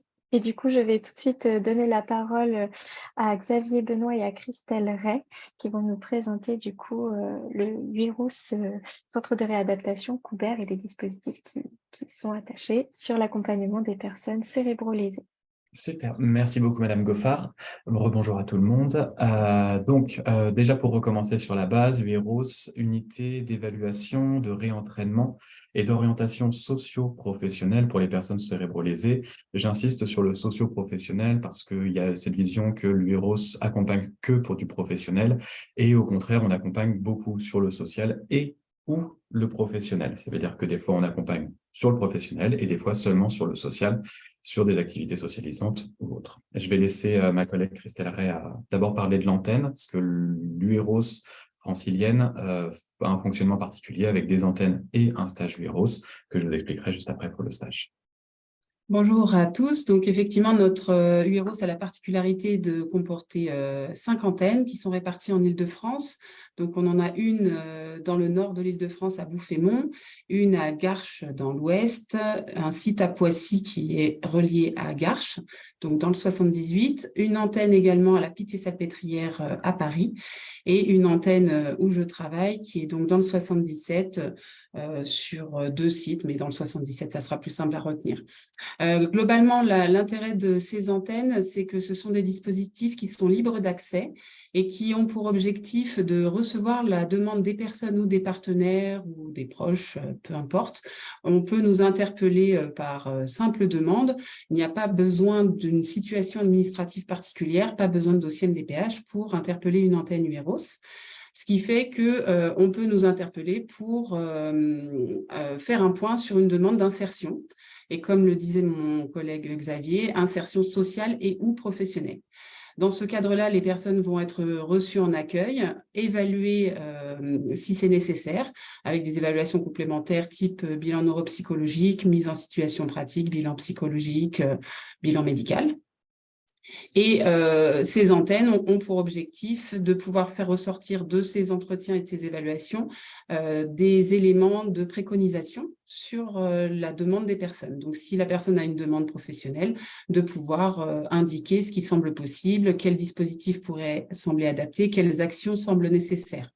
Une des orientations possibles après un passage en antenne UEROS va donc être possiblement un stage UEROS qui, lui, est sur notification MDPH et mon collègue vous le précisera après. Concernant peut-être plus précisément tout ce qui concerne les liens avec les services de santé au travail et le maintien dans l'emploi qu'on peut avoir au niveau des antennes UEROS, on est très souvent sollicité dans le cadre de difficultés de maintien dans l'emploi, alors que ce soit pour envisager une reprise après la lésion cérébrale ou pour des problèmes de maintien alors que la personne a déjà repris. Donc, on travaille en étroite collaboration avec la médecine du travail. On est sollicité par les entreprises pour nous déplacer et donner des conseils d'aménagement au niveau des postes de travail. Donc, pas forcément des conseils ergonomiques, mais plutôt des conseils en termes de gestion des difficultés cognitives et gestion du handicap invisible. On fait de la sensibilisation au niveau des services de santé au travail. Enfin, nous, en tout cas, au niveau du 77, on a déjà rencontré les différents services de santé au travail pour expliquer comment on fonctionne, pour sensibiliser à la pathologie également. On peut sensibiliser l'entreprise et les collègues de la personne cérébrolésée sur les difficultés qu'elle peut rencontrer, donc de façon très précise sur les tâches qui sont demandées, sur l'environnement de travail. Voilà, et on assure un suivi dans ce cas-là. Donc, la personne peut tout à fait être en poste et voir régulièrement un membre de l'équipe pour reparler des éventuelles difficultés rencontrées, réajuster et donner des conseils de gestion ou de moyens de compensation à mettre en place. Voilà, je crois que globalement, c'est déjà pas mal. Concernant le stage UEROS, donc comme disait ma collègue, on est sur un dispositif qui a besoin d'une notification MDPH. On est sur des périodes de formation d'environ entre 3 à 6 mois. On est beaucoup sur du 3 mois pour laisser la possibilité de faire des mises en situation professionnelle après le stage UEROS. On est une équipe pluridisciplinaire, on a 9 professionnels avec des chargés d'insertion formateurs, un médecin neurologue, une neuropsychologue, une psychologue, une ergothérapeute, une assistante sociale, une secrétaire, et un éducateur spécialisé, donc qui permet un accompagnement réellement pluridisciplinaire. Il y a toute une première phase en fait dans le stage UEROS où on va pouvoir évaluer les limites et les potentialités des personnes à accompagner. Donc, ça va être des évaluations neuro, psy, des évaluations des savoirs de base, des capacités de travail, de la fatigue, des dynamiques de groupe, de l'autonomie des personnes qu'on accompagne. Par le biais d'ateliers, de beaucoup de travail en individuel, de travail de groupe, qui va permettre d'évaluer tout ça. Beaucoup aussi d'évaluation sur l'ergo pour les adaptations de poste. Si je mets beaucoup sur le côté professionnel parce que ce qui était plus intéressant sur la réunion du jour, mais on a aujourd'hui, ce que j'en parlais à Madame Goffard avant à la réunion, aujourd'hui, nous, sur le stage UEROS, comme on est quand même à distance de l'accident, je voulais le préciser, on accueille les personnes sur le stage UEROS à distance de leur accident, de leur AVC ou de leur traumatisme crânien à 2 ou 3 ans, ce qui permet une confrontation à la réalité des bénéficiaires, qui permet souvent de construire un projet qui est beaucoup plus fiable avec eux. Et donc, je me suis déjà perdu, formidable. Donc là, je me concentre beaucoup sur le professionnel, mais aujourd'hui, nous, sur le stage Viros, du retour que j'en ai, on est sur 30% de personnes où on va pouvoir réellement travailler, 30 à 40%, on va pouvoir réinsérer professionnellement parlant. On va le travailler avec beaucoup, mais souvent, par la confrontation à la réalité, il y a beaucoup de renoncement au travail qui doit être fait aussi. On a toute une deuxième partie où, lorsqu'on a pu évaluer, on va travailler donc le projet, ça va passer par du réentraînement, la reprise de rythme, le fait que le stage soit sur 3 mois, sur une présence toute hebdomadaire, donc toute la semaine, sur des horaires de bureau, 9h à 17h, permet de tester en fait la fatigabilité des bénéficiaires, permet de voir si, avec cette habitude, cet enchaînement pendant 3 mois, est-ce que la fatigabilité s'estompe ou au contraire, est-ce qu'elle est toujours là? Donc, est-ce qu'on doit la prendre en compte dans le projet de la personne? Donc voilà, on va réentraîner sur pas mal de choses. On sait que le fait d'être en groupe permet de retravailler les habilités sociales, permet de retravailler la relation au groupe et donc, s'il doit y avoir du professionnel, permet de retravailler aussi la relation aux autres sur le milieu du travail. Et enfin, il y a toute une partie donc vraiment sur l'orientation, donc travail du projet, soit sur le professionnel en testant la faisabilité par des mises en situation professionnelle, par des mises en stage tout simplement, par des ateliers techniques sur le travail du bois, sur le travail du cartonnage, pour voir aussi un peu la motricité fine, pour voir énormément de choses. Et beaucoup de choses donc sur la confrontation à la réalité, que ce soit sur le professionnel ou que ce soit un peu comme expliquaient nos collègues de Comet, avec les GEM par exemple, avec les CAJ, avec les mises en situation, voire avec la reprise de contact ailleurs, les foyers d'hébergement, les foyers d'accueil légalisés. C'est l'objectif de cette orientation. Donc, on fait vraiment sur une orientation sociale et professionnelle. Ce qui est de maintien dans l'emploi, nous, au niveau du stage, je vais vous parler juste d'un exemple. C'est très rare. Depuis que je suis là, j'ai eu 2 maintiens dans l'emploi à m'occuper, donc assez rare. Mais la personne que j'avais accompagnée est une infirmière en hôpital qui était en CDD, qui a eu un traumatisme crânien suite à un accident d'équitation, qui, après toute sa période de rééducation, a essayé de réintégrer donc, son hôpital. Elle avait été conservée par l'hôpital. Ils avaient fait la demande qu'elle reste un maximum et d'essayer après son accident. Elle a réessayé sur 6 postes différents. Ça n'a jamais fonctionné sur ces 6 postes différents parce qu'il y avait des gros problèmes de mémoire épisodique, de la lenteur exécutive, beaucoup de manque de confiance en soi. Et donc, ils ont pris contact avec le stage UEROS pour réussir à voir ce que nous, on pouvait faire de notre côté. Est-ce qu'un poste dans l'hôpital était encore possible? Donc voilà, donc elle est arrivée sur le stage UEROS où il y a eu d'abord un gros travail d'acceptation, parce que comme je disais, le renoncement au travail, des fois, c'est quelque chose qui est important. Là, c'était un travail d'acceptation que le métier d'infirmière n'était plus possible. Et puis, en relation avec la référente handicap, qui était aussi assistante sociale, on a travaillé sur les fiches de poste pour voir quelles étaient les missions qu'elle pouvait encore effectuer, qu'est-ce qui n'était pas encore possible. Et de fil en aiguille, avec la personne concernée, on a pu voir que des postes en aide-soignante sur de la consultation étaient adaptés aux difficultés et aux limitations qu'elle pouvait avoir. Donc, on a pu faire des mises en situation avec l'hôpital. Et aujourd'hui, cette personne-là a réintégré les effectifs de l'hôpital à la suite de ce travail conjoint avec eux et le stage UEROS. Je ne sais pas si toi, tu as une situation d'antenne. Oui, je peux en citer une. Alors, j'ai plus du coup les délais, mais c'est un jeune homme qui avait eu un traumatisme crânien, un accident de la voie publique, qui était magasinier dans une entreprise pharmaceutique. Et c'est un jeune homme que le centre de rééducation en fait, nous a orienté après sa période de soins, qui était très pressé de reprendre le travail. C'est souvent la problématique. Il était particulièrement anosognosique, donc en difficulté pour reconnaître ses limitations. Limitations physiques, ça allait, mais les limitations cognitives, c'était plus compliqué à lui faire prendre en compte. Donc, on lui a fait faire des ateliers de mise en situation pratique pour qu'il puisse être mis en situation, avoir un retour sur quelque chose de concret. Donc, ça a pris un petit peu de temps. Je crois qu'on a bien travaillé 6-8 mois ensemble. Et puis, on a travaillé après avec l'entreprise et avec le service de santé au travail qui a fait un énorme boulot à ce niveau-là de réassurance de l'entreprise pour que l'entreprise accepte que monsieur soit mis en stage. dans son entreprise parce que au regard des difficultés, l'entreprise était très réticente. Le médecin du travail très réticent également. Il pensait qu'il ne pouvait plus rien faire. Et donc, nous, on s'est dit que la meilleure manière de leur montrer qu'il avait encore des capacités, c'était de le mettre en stage pour qu'il voit vraiment ce dont il était capable, parce que c'est vrai qu'il présentait moins bien que ce qu'il pouvait faire. Donc, voilà, avec un travail conjoint avec le service de santé au travail, la chargée d'insertion, on a réussi à mettre en place un stage en entreprise qui s'est bien passé. Et donc, l'entreprise a accepté de reprendre la personne en emploi sur un temps partiel, hein, donc un changement de contrat. Comme la personne est passée en invalidité, financièrement, ça n'a pas posé de souci. Et la personne a pu reprendre à temps partiel sur son ancien poste, sur des tâches qui avaient été identifiées, donc pas sur l'ensemble des tâches précédentes, mais sur une partie des tâches.